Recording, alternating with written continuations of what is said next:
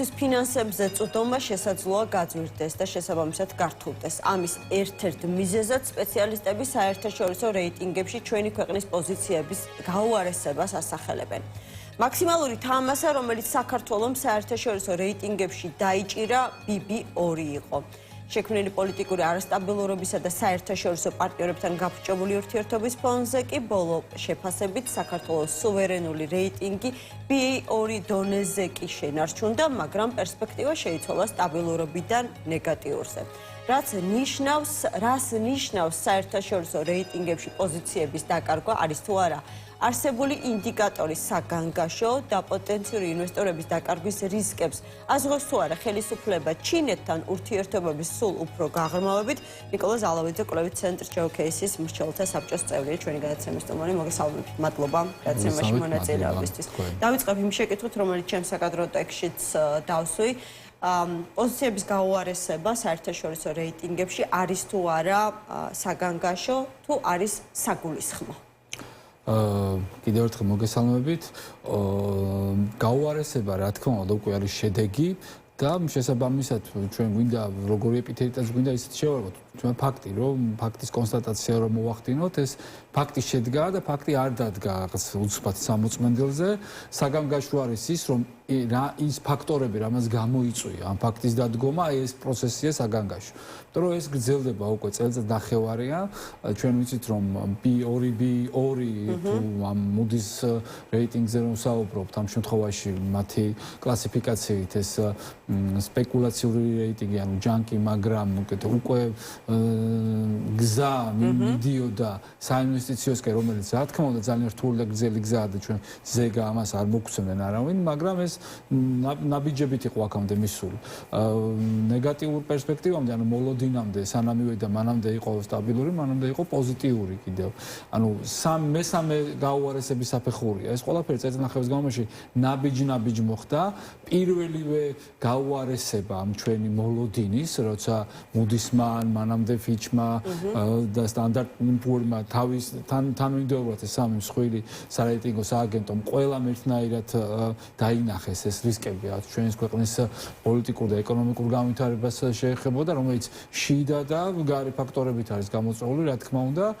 საგანგაშო ეს რომ პირველ შემთხვევაზე არ მოხდა არანაირი რეაგირება, მეორე შემთხვევაზე რადგან არ მოხდა, მაშინ რეაგირება ისევ გამაფრთხილებელი ზარი იყო, კიდევ არ მოხდა და ახლა კიდევ გამაფრთხილებელი ზარია და კიდევ არ ვიცით რა ხდება ყოველ შემთხვევაში, არ გაგვიგია, არ მოგვისმენია სამოქმედო გეგმა, როგორ უნდა შევანელოთ, როგორ უნდა შევაჩეროთ, როგორ უნდა შემოვატრიალოთ ეს პროცესი, იმიტომ რომ ამ ბოლო დასკვნაში მიუხედავად იმისა, რომ Fitch-მა დეკემბერში დადო და მათ არ ქონდათ მაინც და მაინც დეტალიზებული ასე როგორც Moody's-მა დაადეტალიზირა მათი გადაწყვეტილების მიღების რაციონალი ჯერჯერობით გარდა იმისა რომ რაღაც საზოგადოება კონკრეტულად რამდენიმე ადამიანი საუბრობს ამ საკითხზე დეტალური სიღრმისეული მიდგომა ამ საკითხზე სახელმწიფოს მხრიდან არ ყოფილა არ ვიცით რამდენად იყო მათი მხრიდან შიდა საუბრები დიდ მსხვილ საშუალო ბიზნეს ასოციაციებთან ან ეკონომიკური ამინდის შემქმნელ აქტორებთან ამაზე იმედია საიდუმლოდ ხდება ეს კონსულტაციები ჩვენ ახან ჩვენ არ ვიცით მე პირადად ახან და იქნებ ხელისუფლებას არც მიაჩნია ეს ცვლილება საგანგაშო თან უბრალოდ მიაჩნია რომ ეს არის დროებითი და ძალიან მალე გამოსწორდება სხვა შორის თქვენს ინტერვიუს ვკითხულობდი და მე არც მახსოვს ეს პერიოდი სიმართლე გითხრათ ალბათ იმიტომ რომ უბრალოდ მაშინ არ ვიყავი ამ თემებში ასე აქტიურად ჩართული როდესაც ჩვენი ქვეყნის საერთო პოზიციონირება საერთაშორისო რეიტინგებში C ნიშნულიდან დაიწყო ხო? ყველაფერი იწყება ათვლის წერტილიდან. სამწუხაროდ ეს არ ვიცი кейსი ესეთი არ მახსენდება რომ რაღაცა ეგრევე ბით დაუწყია. ჩვენ დავიწყეთ ან C არის ყველაზე უკიდურეს დაბალანიშნული, მაგრამ ეს არ ნიშნავს რომ რახან C იყო არაფერი. ეს ვიღაცამ გვაღიარა, დაგვინახეს. ანუ ადი რა ცოტა ეს ალეგორია რომ იმას ვქნათ, აი რაღაც სტადიონზე, მაგათ თუ რაღაც ძალიან დიდი დონის თამაში თამაშია და ან შოუა რაღაც რო გინდა დაგიშვან, ან ოპერაში რო შეგიშვან, თუ მინიმუმ გთხოვენ რაღაც დრეს-კოდს, ხომ ოპერაში რო შეხვიდეთ რაღაცა, ეხლა თქვენთან მე ვარ, ესე არ შეგვიშვება. ხო, ჩვენ უნდა მოვემზადოთ, შევიძინოთ, ვიქირაოთ ის შესაბამისი აღჭურვილობა, რომ ჩვენ ვიღაცამ ბილეთი მოგყიდოს და დავდგეთ რიგში შესვლის. ეს რეიტინგი იყო ზუსტად ეს, რომ ვიღაცამ გვაღიარა, მიგვიშვეს დაღთან, რომ გვეყიდა, შეგვეზინა ბილეთი და მე შევსულიყავით ამ შოუს.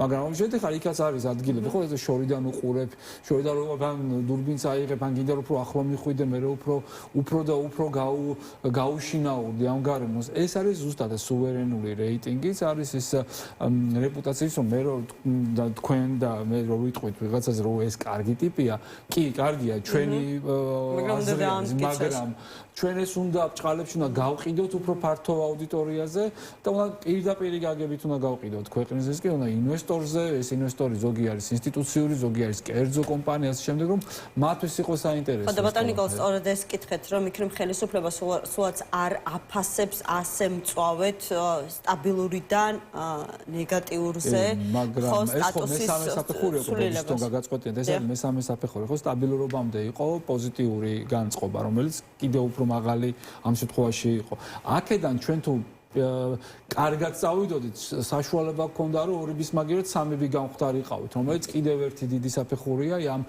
სპეკულაციურ რეიტინგის შიგნით. უკვე უმაღლეს საფეხურზე ავსულიყავით, საიდანაც უკვე ხელის მოჭიდების ადგილი გაგვჩნდებოდა, რომ გვეშრომა, გვემუშავა, რომ გადავსულიყავით საინვესტიციო დონეზე. თქვენ კითხოს დავუბრუნდით, თუ ის მე არ მინდა, ილუზიებისგან შორს ვარ რაღაც ის ან ძალიან ზედმეტად დაკნინებისგან, ზედმეტად გადიდებისგან და მინდა რომ მაინც ობიექტური შევინარჩუნო, მაგრამ ის პროცესები, რასაც ვაკვირდებით, რაც ვითარდება და ეს რაღაც დაჟინებული მავნებლობები და რაღაც გაუგებრობა სრულიად მიუღებელი რაც არის ყველასთვის, მგონია რომ სარკეში იხედებიან ეს აქტორები, ისინიც კი რაღაც ერთ წამს მაინც პოულობენ თავის თვითკრიტიკისთვის იმედი მაქვს, მაგრამ ისინი თუ არ აფასებენ ამის დაშვება არ მინდა, ძალიან დიდ შეცდომას ჩადიან, უშეცდომო არავინ არის, მაგრამ ეს არის ძალიან დიდი ბრუტალური და გლობალური შეცდომა ქვეყნის განვითარებისთვის. და ეკონომიკა არ არის ისეთი მოვლენა, რომელიც უცბად ერთ წამში აისახება. ხო, მაგრამ ზუსტად ეს არის, რომ ეკონომიკური ზრდა გვაქვს, ხო? თებერვლის მაჩვენებელი გამოქვეყნდა ცოტა ხნის წინ 7.7%-ია, ხომ? იანვარში ეკონომიკური ზრდა 11.1% იყო. გასული წლის საერთოდ 9 და რაღაცა თითქმის 10. ხო, და ეს როგორ არის ერთმანეთთან თავსებადი, როცა ჩვენ გაქვს პოზიტიური ეკონომიკური მაკროეკონომიკური მაჩვენებლები, ძირითად ასე ვთქვათ, მდგენელში მაინც და აქეთ საერთაშორისო რეიტინგებში შენი პოზიციები და რეპუტაცია უარესდება. გვერდზე მტრები ყავს. ხო, აი, ძალიან საინტერესო, როგორ შეიძლება აიხსნას. აქ ახლა ჩვენ ხო ციფრები თამაშია და ეს ზდაც სიღრმეში სამწუხაროდ ვერ ჩავდივარ, თუნდაც 2024 წლის ზდის მთავარ აქტორებზე ვერ ვამბობ, თუ გვაქვს რაღაც ზერელე და ზოგადი ინფორმაცია, მაგალითად ეს ამ ორი თვის ზდა, ერთ-ერთი ნაწილი როგორც არის ოფიციალური სტატისტიკით მომზადებული კერძი, რომელიც უნდა მივირთვა ყველამ ერთად არის ის, რომ IT სექტორი გაიზარდა, ანუ ეს მეცნიერება და განათლების სექტორში გაზრდილა დიდი ინვესტიციები და ასე შემდეგ, მაგრამ ჩვენ თუ დავაკვირდებით, მოდი მეორე ხარ ოდნავ შემოვატრიალოთ, ცოტა სამგანზომილებაში შევხედოთ, არ გვინდა გართულება უფრო მეტად.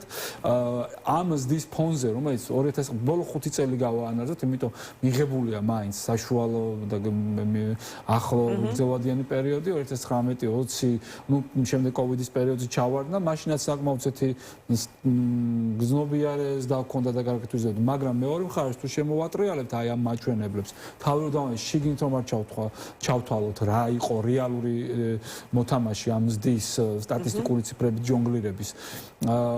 წერან თქვენ შესავალსიტყვაშიც ახსენეთ, ხო, ჩვენი სტატისტიკა, დემოგრაფია, მაინც არ არის 420,000 ადამიანი იღებდა შემწეობას 2019 წელს, რომელიც ასევე სამწუხარო ტრენდია 20, 21, 22 კოვიდის ჩათვლით, რა თქმა უნდა, კოვიდი რომ ამოვიღოთ ძალიან დიდი მნიშვნელოვანის გაკეთა.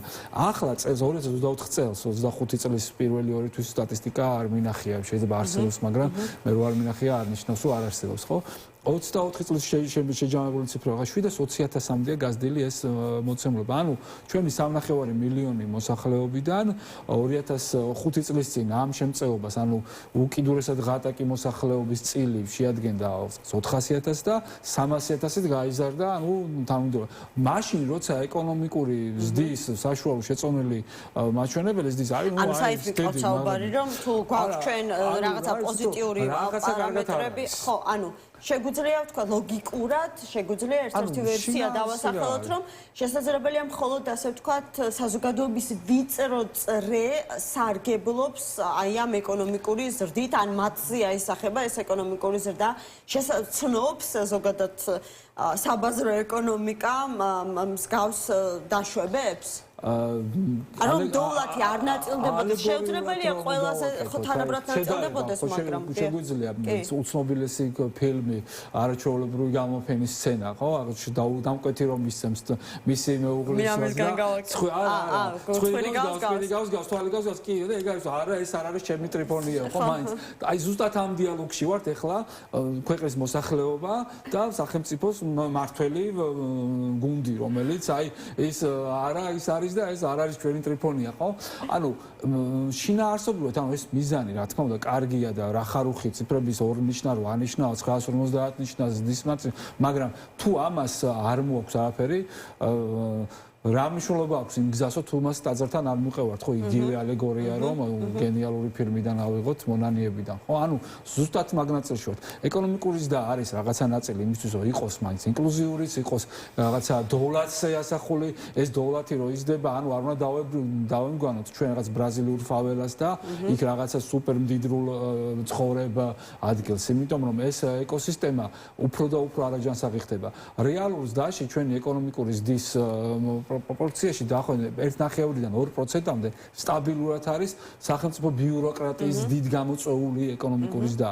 მოდი მე მაშინ უფრო ჩავშალოთ უფრო მაკროდონეზე, ფუნდამენტურ ფაქტორებზე გვაქვს ხოლმე საუბარი. რომელი ფუნდამენტური ფაქტორი არის სტაბილური? ჩვენი საგადახდელო ბალანსი ნეგატიურია, ჩვენი ვაჭრობა ნეგატიური და გაუგებარია, ჩვენი ურთიერთობა საერთაშორისო ფინანსურ პარტნიორებთან გაჩერებულია და რთულია და შესაბამისად ეს დოვლათი კი რაღაცა ნაწილში იზრდება, იქმნება, თუ ჩაუღრმავდებით ამ ნაწილს ის სექტორები, რომელიც ამ დოვლათს ქმნიან, ყველაზე ითვლება ან მეტი კითხვის ნიშანი არის გაჩენილი ამ მათ ეფექტურობაზე, ან გამოწვეული იყო რაღაცა დროებითი ზრდით, ისევ და ისევ ნეგატიური ფაქტორებით, რომელიც არის დაკავშირებული რუსეთის შეჭრასთან უკრაინაში, ამ უსაშინლეს ომთან 21 საუკუნეში, რომელმაც გამოიწვია ერთჯერადი მიგრაციული ნაკადები, რომელიც დღემდე რაღაცა ბენეფიტებს გვაძლევს, თუმცა იყო ძალიან მოკლევადიანი და ეს ხალხიც გაიწოვა.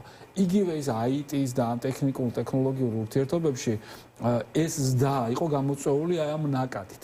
სამწუხაროდ ჩვენ შიგნით ვერ ვუზრუნველყავით დემოგრაფიულად ადამიანური რესურსით, აი ამ ინტელექტუალური ბაზის შენარჩუნება, პირველ რიგში შექმნა, შენარჩუნება და მერე მონეტიზაცია, რომ ეს პროცესი იყოს რაღაცა განგრძობითი.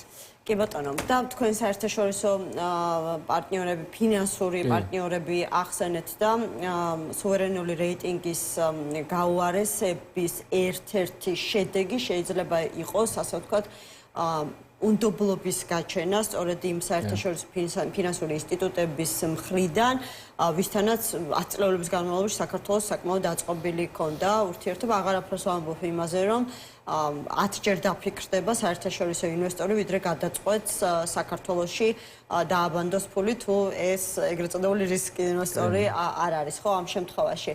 ხელისუფლების ბოლო გადაწყვეტილებასთან დაკავშირებით მინდოდა თქვენი შეფასება მომესმინა, როგორც ნახეთ, ეროვნულ ბანკსა და ჩინეთის ცენტრალურ ბანკს შორის გაფორმდა თანამშრომლობის ხელშეკრულება. მანამდეც იყო გარკვეული მოსაზრებები, რომ თუ კი ჩვენ საერთაშორისო პარტნიორების ასეთი განაწყენებული პოზიციების ფონზე შეგვექმნებოდა ფინანსურ რესურსებზე წვდომის პრობლემა, ჩინეთს შეეძლო ეს დანაკლისი ჩაენაცვლებინა.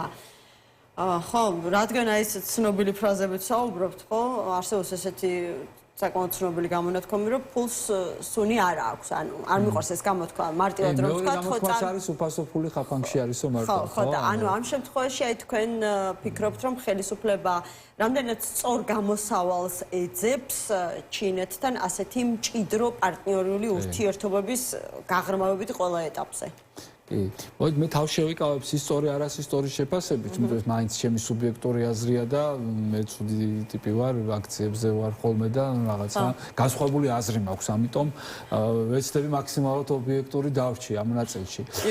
ჩინეთთან ურთიერთობა, ну ეს არის 2018 წელს თუ 15 წელს გაფორმდა პირველი შეთანხმება მაშინდელ ეროვნულ ბანკსა და ჩინეთს შორის, ეს იყო რაღაც სავალუტო სვოპებზე, რომ ვაჭრობა რაღაც განვითარდეს, თუმცა რამპავით არაფერი, მაგრამ ეს სტატისტიკა არავის არ გვინახია. ლოგიკურად კარგია, ჩვენი ვაჭრობა ჩინეთთან მილიარდი თუ მილიარდ 200,000 დოლარის ფარგლებში იყო, ну რა თქმა უნდა დეფიციტურია, მაგრამ მაინც არის და არა მარტო ჩვენი კაცობრიობას აქვს ჩინეთთან დიდი ვაჭრობა და გლობალურ სურათში ჩინეთთან ურთიერთობა ცალკე აღებული რაღაც რისკის დაზღვევა თან რაღაც გადახდად გადმოხდათ არ განვიხილავდი, ეს უნდა იყოს აუცილებლად ნებისმიერ კონტექსტში უნდა იყოს განხილული დიდი სურათის ნაწილად.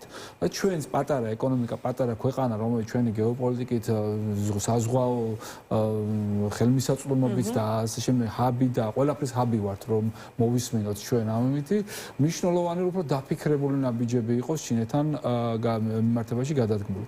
უფრო სახიფათოდ არა, უფრო აი საყურადღებოდ შევაფასებდი 23 წლიდან სტრატეგიული თანამშრომლობის დონეზე გადასვლას ჩინეთთან და პარალელურად ჩვენ უქმებთ სტრატეგიულ თანამშრომლობას ამერიკის შეერთებულ შტატებთან თუ გაერთიანებულ შტატებთან და შესაბამისად ევროკავშირთან, რომელიც სტრატეგიულად ჩვენთვის უფრო ის ეკოსისტემას ჩვენ გვინდა რომ განვითარდეთ იმ ღირებულებებზე და ინსტიტუციურ ღირებულებებზე დაყრდნობით, როგორც კაცობრიობა თანამედროვეობაში განვითარდა. იდეალური არ არსებობს გარემო, თუმცა ვინსტონ ჩერჩილის თქმის არ იყოს, დემოკრატია არ არის იდეალური, მაგრამ ამაზე უკეთესი ჯერ არ მოუგონია ადამიანობას. თუმცა ესეც გადის თავის ევოლუციის პროგრესის მართლობა. და აი ამ პროცესში ჩვენ რაღაცა ძალიან ხისტ ნაბიჯებს ვდგავთ, არ ვაზღვევთ რისკებს და თუ შევხედავთ ჩინეთთან იგივე ურთიერთობებზე, თუნდაც საბანკო ნაწილში.